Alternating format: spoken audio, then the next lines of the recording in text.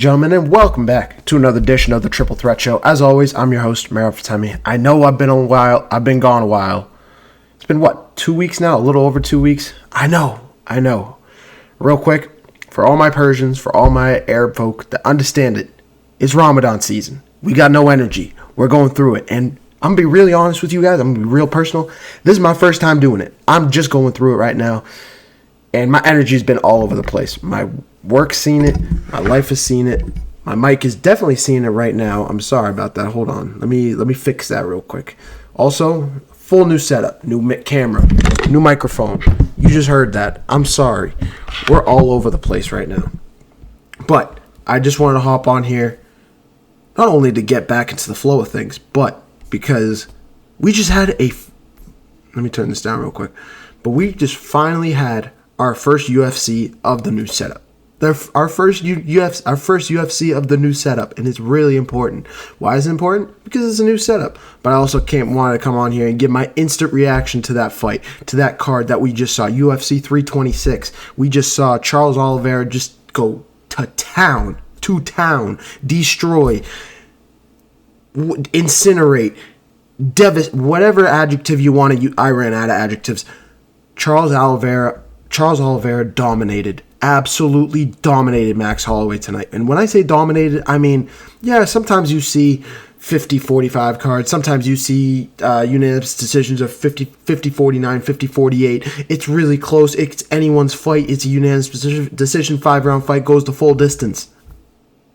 That fight, you could look at me, just give me the tape. No rules. You could just give me the tape and say, I would tell you right now, if I had to give you a score of that fight, I would say 50-5. And I say 50 because 50 is the maximum score. If I could go higher, I would go higher. I would go 100. I would go 200. I would go 300. Charles Oliveira dominated that fight in every way, shape, and form. And I want to take a second here. Hold on, because I want to fix that real quick. To everyone to all my new UFC guys for a second, I want to talk to you guys for a second. Please understand when I say this. Please understand me. Please listen to me when I tell you this. Every fight does not need to be a flashy, guys go back and forth fight. It doesn't. You can have a fight where it's a guy that's just going to town, or just literally just dominating, using his body, using his grappling skills. And when you have a guy like Charles Oliveira that literally uses his grappling skills like an art form, moves his legs, moves his arm around his neck, specific moves that are going for a choke, going for a leg lock, going for an arm bar. I can't tell you the amount of times I'm just watching it. Daniel Cormier said it on the broadcast. Max Holloway had zero chance in this fight. I think there was only one time when Charles Oliveira took down Max Holloway and Max Holloway actually got up. You know when that was? There was 20 seconds left in the 5th round, and honestly, you could make an argument that the only reason Charles Oliveira let Max Holloway get back up and catch his breath is because for the last 10 seconds, he pointed at the center of the octagon, just like Max Holloway does, and said, all right, no defense, take your guard down, let's just throw hands. And you saw Charles Holloway rock Max Holloway, absolutely rock him. That was just one time as well. That was just one singular time. Outside of that, you saw at the beginning of the 5th round, Charles Oliveira land a nasty combo on Max Holloway. Max Holloway threw one knee, I think, the entire fight. Charles Oliveira literally had Max Holloway pinned to the ground for over 21 minutes of that fight. And I say over 21 because it was 19 minutes going into the 5th round. I'm not joking. That was literally the most dominating fight, boring fight that we've ever seen. I say boring because it wasn't that boring. It was just dominating. It was just one guy just destroying the other guy. The other guy in Max Holloway having no chance in the entire fight. And you got to give credit where credit is due to Max Holloway. When you go from the way that Max Holloway was dominated by Ilia Topuria over the summer, dominated. One first-round knockout, Ilia knocks him out. Charles goes down. It looks like Charles Oliveira has no chin. He's back to his former self. He just gets hit, goes straight down, has no opportunity to back it up. And then he comes back against Gamrot. Goes up against Gamrot. Gamrot's a good fighter. I don't think people understand. Gamrot is a good fighter. Like a legitimate Sambo background that can actually grapple, has a good striking game, is good in multiple areas, and is a good grappler. That is the specific part. And if you watch that fight, Charles Oliveira was running laps, running circles, had Gamrot completely confused, lost as to where and when and how Charles Oliveira was going to strike him next. That is the definition of domination. And to turn around and do that to a guy like Max Holloway. Yes, Max Holloway is more of a striking guy.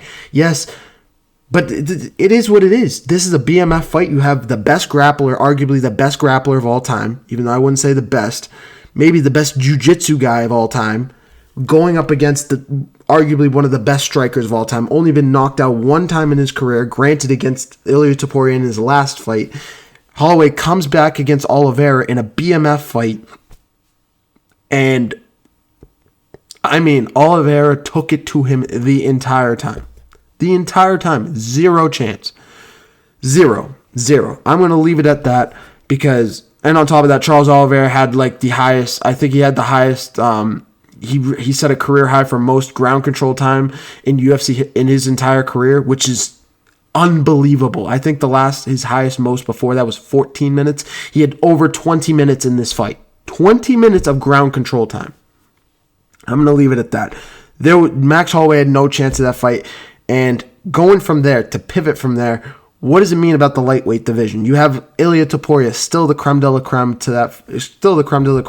of that division. We'll get there a little bit later. You have Justin Gaethje just under him. We'll get there a little bit later, sitting at number 2.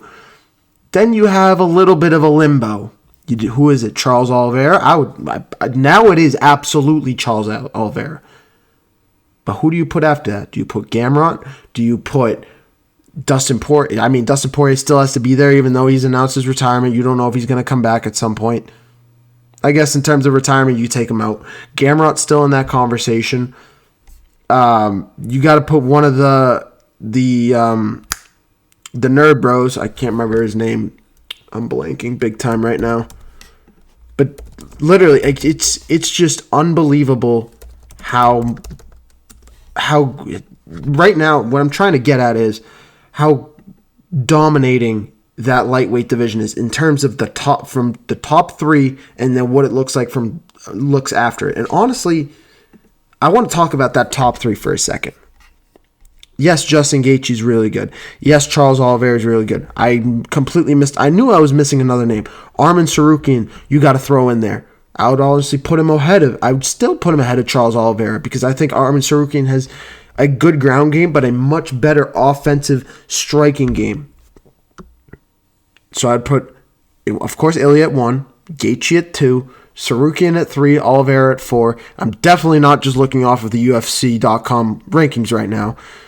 And then, yeah, Holloway somewhere in there. You put Benoit Saint-Denis.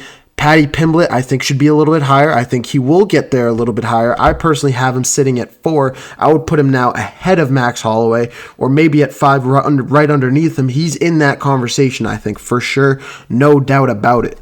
Renato Moicano, Rafael Fiziev, I'm going to leave it at there because the list falls off. But what I'm trying to tell you is that top 3, specifically with Ilia Topuria. We've seen Ilia Topuria now knock out Charles Oliveira. We've seen him knock out Max Holloway. And we've seen him knock out Alex Volkanovski. And now Charles Oliveira goes out and mauls Max Holloway. Does it mean that Oliveira deserves a second opportunity at Ilia Topuria? Possibly. Not a terrible take at all. I think he deserves a fight. I think he needs to fight one more fight before he gets back up to the champion fight, before he gets up to another championship bout. That deserves and goes to Justin Gaethje for a reason, and we'll get there, like I said, a little bit later. Those two deserve to be up there. Paddy Pimblett deserves to also be up there, especially after his last fight against King Green. He fought not King Green. Brain is not working again. Who did Paddy Pimblett fight? I'm definitely going to cut this out. Paddy Pimblett's last fight was against... It was Gaethje. Yeah, it was Gaethje. It was Gaethje. That's why... I did forget that fight happened. I completely whiffed. I completely forgot that fight happened. My bad, guys. No, seriously, I actually somehow forgot that fight happened. Because Gaethje and Pimblett had a fight where those two, whoever won that fight, I remember that was a big deal in October or November or whatever, or January, literally 2 months ago. I've been so out of touch with UFC. Those two fought for the winner to fight Ilia Topuria. That did happen. My bad. Paddy Pimblett deserves to be in the spot, but I do think he deserves to be at top 4. I'm going to leave it there before I ramble any longer. I'm also pretty sure Oliveira fought Sarukian, and if I'm correct, yes, Sarukian won. Oliveira almost tapped him out at the end of that fight. A lot of people say Arman literally passed out. That's why I said that, because it jogged my memory. Yes, Arman Sarukian won by decision. And yeah, that's why I say I think that fight should happen again. Arman's been out of the UFC for a while as well. That would be a really fun fight to see Sarukian and Oliveira too. The winner goes up to fight the winner of Gaethje and Ilia Topuria. But let's not leave it any longer. We had 2 orders of business tonight. The first order of business was talking about Oliveira and Max Holloway. BMF title fight. Also, Charles Oliveira is the new BMF champion in the UFC. First order of business, no problem at all. We'll probably go deeper into the UFC card tomorrow, but the next order of business that we have to get to here, is the White House card that was announced tonight. I'm not going to get into the politics of it. I don't want to hear it. Just leave it. The UFC is headed to the White House on July 4th for what is supposed to be one of the biggest cards of the UFC in UFC history. The UFC has been advertising it like crazy. Dana White's been all over the place. Just been propaganda, that it's just going to be one of the biggest fights of all time. You're going to want to see it. It's one of the biggest fights in UFC history. And I'm not saying we didn't get what we wanted, because we got something. We need to understand that this is, at the end of the day, the fight business. And I know I said I wasn't going to get into the politics side of it, but I do think the political things did get involved in terms of who wanted to come and fight. We heard a lot of people say, I think it's a big reason why Kayla Harrison and probably Amanda Nunes didn't happen. I don't really know. I'm speculating here, but it's been all, you've heard it everywhere. You've heard it everywhere. That was a big reason why these fights didn't happen. I'm trying to freaking just find the White House card to get the full card for you guys. For right now, for whatever reason, it's not happening. It's not working the way I wanted it to. UFC White House card. I know who it's led by. It's led by Justin Gaethje and Ilia Topuria. That's why I said it. Here we go. All right. And I want to preface this. Let me go through the card first. Going through the card with starting at the main event. You have Ilia Topuria going up against Justin Gaethje. That's why I said it a little bit at the beginning of the show. We're going to get there because we are here. This is what we're here for. Ilia Topuria, Justin Gaethje, the winner to be the UFC lightweight champion.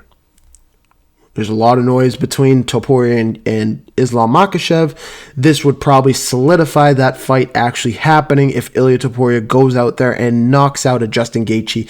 And Justin Gaethje, one of the most flashy, fun, strongest, one of the best strikers in UFC history. This should be an unbelievable fight. And Justin Gaethje has a ground game.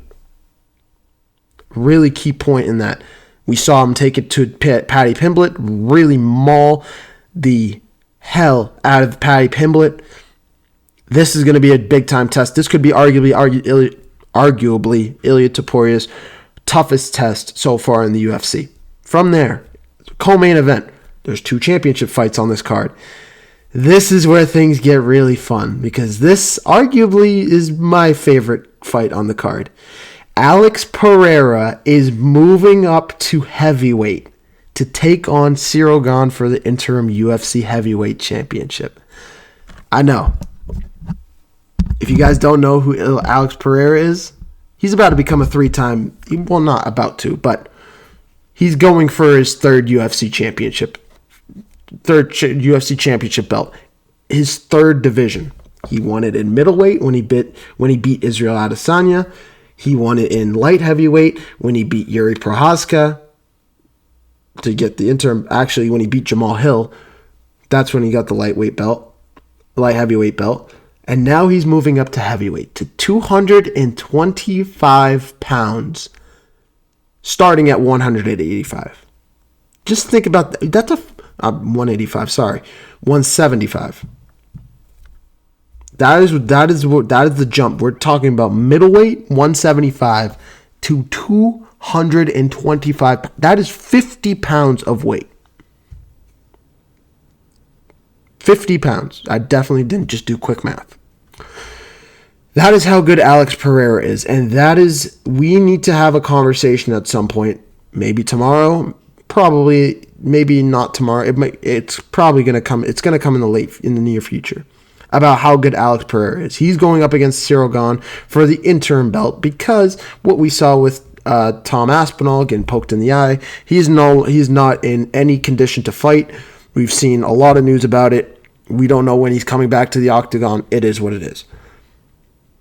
We'll get into that fight a little bit later. I may need to cut this off short just because my laptop is dying quickly here, but we'll assess that as we continue on with the show. Alex Pereira, Ciryl Gane, your co-main event for the UFC interim heavyweight championship belt. From there, going through the main card, you have Sugar Sean O'Malley, the former bantamweight championship, going up against Ayman Zahabi, up-and-coming fighter, the number 6 rank in the bantamweight division. Then you got Mauricio Rusev going up against one of the flashiest, always brings it, absolute dog of the UFC, and Michael Chandler leaves it like a real life bulldog, you might, so to speak. A guy that goes out there and just brings it every single time. It is what it is. And then from there, you got Bo Nickel going up against Kyle Dawkins. Bo Nickel said he wants to be on the card. He's I'm not getting into the politics side of it. He just said he wants to be there. And then you have Diego Lopez. Honestly, I don't know why he's on the bottom of this card. Diego Lopez, if you guys didn't know, fought in February. So he's now going up and fighting in 4 months ahead of time in June. Crazy. I don't know why, but he wants to go out there and fight Steve Garcia, who's the number 9 rank in the featherweight division. Diego Lopez literally just came off losing to Alexander Volkanovski literally like 3 weeks ago, and is now in a snap of his fingers on this card. Now, before I get into the propaganda side of things, Dana White did say that there was one fight that blew up last night. Apparently, what it was, I have no idea. Something tells me it was. If Diego Lopez is here and it was a featherweight fight, there is one guy that comes to mind in that division that should have been there, and his name is Movsar Evloev.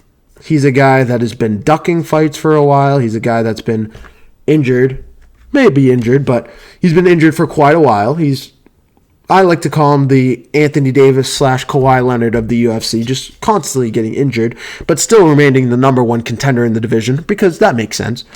But regardless, it could have been Yair Rodriguez, it could have been Aljamain Sterling.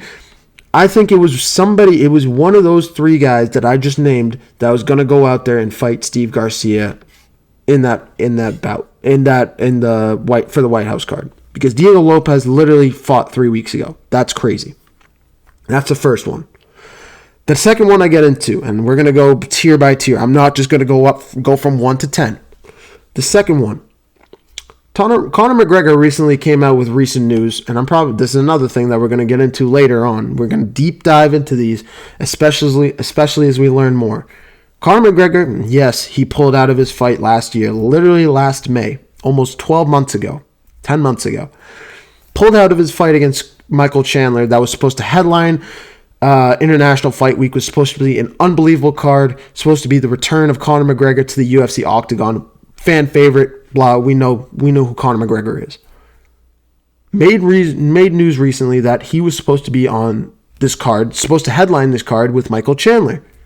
Funny, that fight was supposed to happen 4 years ago. It's now 2026, not 2022. But regardless, we're still here. Conor McGregor wants to give Michael Chandler an opportunity. Him and the UFC have been in contact. I don't know the current name of the testing pool. He's in the testing pool, the steroid substance testing pool. I know it's not UFA anymore, but I don't. What I'm saying is, let's stop talking for a second. That Conor McGregor has been vocal on social media that this was supposed to happen. Apparently, they went separate directions. The UFC and Conor McGregor went separate directions. UFC specifically went another way and brings in Mauricio Rufy. It is what it is. I don't care.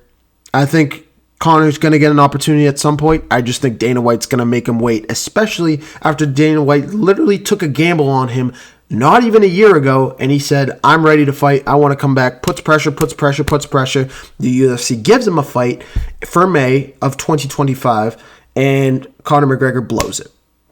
Literally lights it on fire. Now he wants to come back. Dana White's like, no, you're not going to come back like this. We're not going to pull those same shenanigans again. You're going to get a fight, but you're going to wait a second. I expect it to happen, just not yet.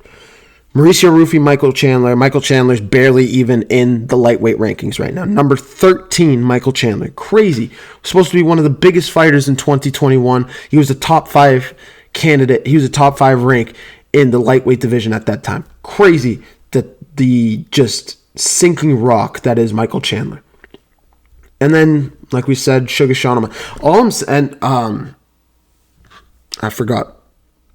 The other order, there was one more fight that was rumored to be on this card. And this is, I'm going somewhere with this. Apparently, Alex Pereira versus John Jones was supposed to headline this card. And I believe it. John Jones is a big guy. I'm fill in the blanks, please. If you know UFC, if you know anything about what's going on, you know what I'm talking about. Apparently, John Jones was supposed to headline this card with Alex Pereira. Alex Pereira moving up to heavyweight division. This is something that's been in the rumors for the last year, ever since Alex Pereira lost to Ankalaev the first time, not the second time. How out of touch am I with the UFC? Oh my god. I'm not going crazy, right? He either vacated the... Okay, I'm not going crazy. There was a second time he beat Ankalaev the second time, but I think Alex Pereira vacated the belt. I'm pretty sure that did happen, actually. Alex Pereira vacated the belt to move up to heavyweight. Alex Pereira now moves on to face John Jones. That was rumored to be what was in store for this White House card. To headline the card, to be the main event. John Jones comes out of retirement to face Alex Pereira. He's been on the microphone saying he really admires Alex Pereira. Alex Pereira, he wants to fight super fights. Alex Pereira is one of the biggest stars in UFC today. He wants to move up to heavyweight. John Jones wants to welcome him to the division. It makes sense. Apparently that fight fell through. And yes, John Jones is the biggest like just rage baiter, edger, whatever you want to call it in terms of when it comes to headlines like this. He will say, am I going to fight on the card? My decision is, and then the stream will end. The recording will end. That is literally what he did on an Instagram Live 2 days ago. Well, we know the answers now. Ariel Helwani literally confirmed it, that was supposed to be the main event for this card. I don't mind it that Ilia Topuria and Justin Gaethje is here. I have a feeling that was supposed to be the International Fight Week card, because that makes sense, especially International Fight Week. A Spanish guy versus a U.S. guy, two of the biggest fighters in the not only in the lightweight division, champion versus interim champion. I have hiccups right now. It's a big fight. I don't mind that it is that it's the main event for the White House card. This card was supposed to be bigger than what we got. It's not bad. It's not. It's a good card. It's just, it could have been anywhere. I'm not saying this is an average card, but this is a card that could have been played anywhere, not at the White House. If you wanted a White House card, you put Alex versus Jones. You put Ilya versus Islam Makhachev. You put Alexander Volkanovski versus Ilia Topuria 2. You do Volkanovski versus Makhachev 3, even though that wouldn't happen because Makhachev already beat him twice. You put Merab versus Pantoja, even though that wouldn't happen because Pantoja broke his arm. Do you see what I'm saying? Do you see what I'm trying to get at here? You could even put Pereira versus Yuri 3, because both of those fights were unbelievable. You could put their third fight as not that main event, but you could put it on this card. You can do away with Sean O'Malley and Ayman Zabi. You could. You can go away with Diego Lopez and Steve Garcia. And you could absolutely find replacements for those two fights. I just think the UFC was under pressure. Especially, like I said, apparently there was a fight that got canceled last night. And literally Dana White's been saying the card is going to get announced this week. When else was it going to get announced outside of during UFC 326? Maybe during the week. It didn't happen, but as we got closer, especially on Friday, it clicked in all of our heads. Oh, this guy's just going to promote his card during a UFC free main card, because why not promote a future card for people that are watching the main card? It is literally going directly to your target audience, and it's going to pump more viewers to watch your main card. It makes sense. It truly makes sense. I have no problem with it. But what I'm saying is Dana White made this a big deal. I'm not saying it's a bad card. I'm not saying it's an average card. I'm not saying it's a mediocre card. All I'm saying is this card could have been anywhere. And it's a little underwhelming, is all I'm saying. It's a good card. Alex Pereira moving up to heavyweight is a big deal. Major deal. But we also literally saw a card last month that was supposed to be headlined with Volkanovski and Diego Lopez 2, which was an unbelievable fight the first time, followed by Kayla Harrison and Amanda Nunes 2. Kayla Harrison versus Amanda Nunes. Amanda Nunes, if you don't know who she is, she's literally the best fighter in women's history, in UFC women's history. All time. Arguably the best, never lost. I don't think she ever lost. She might have lost once. I think actually Ronda Rousey beat her once. But regardless, what I'm saying is that fight, that card existed. And it feels, this card could have been, it's an emulate of that. Not an emulate, but it's along those same lines. It's not anything crazy. It's not anything drastic. It just exists. It's just a card, and it is what it is. The UFC will continue to be what it is. I think it's definitely taken a hit ever since it hit Paramount. I think it was at the peak of where it ever could be with ESPN, and I think they made a big mistake moving off of ESPN. I don't know if ESPN wanted to get rid of them or if they parted ways with the ESPN. I think they were at their peak, at the highest part of where they could be with ESPN, because ESPN was promoting them. You could see them everywhere. I'm not saying ESPN doesn't promote them very much, but you barely see anything about Paramount. I even have a hard time really still keeping up with the UFC. I do because I enjoy it, but I was much more in tune with it with the ESPN than when I am now with Paramount Plus. Am I crazy with that? Let me know what you think in the comments below.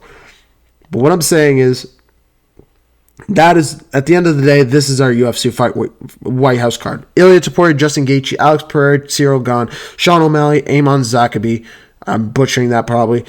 Mauricio Rufy versus Michael Chandler. Bo Nickel versus Kyle Dawkins. And Diego Lopez versus Steve Garcia. That is what we got. And we're probably going to see more fights coming out soon. I mean, like we have International Fight Week literally a month after. I think, unless it might be a month before.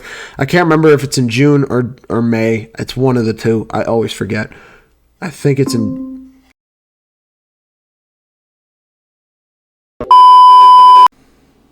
Hi. Yeah, it's definitely not been an hour. And my equipment definitely didn't die. My laptop definitely didn't die. My microphone definitely didn't go out. Or my camera. It's okay. It's okay.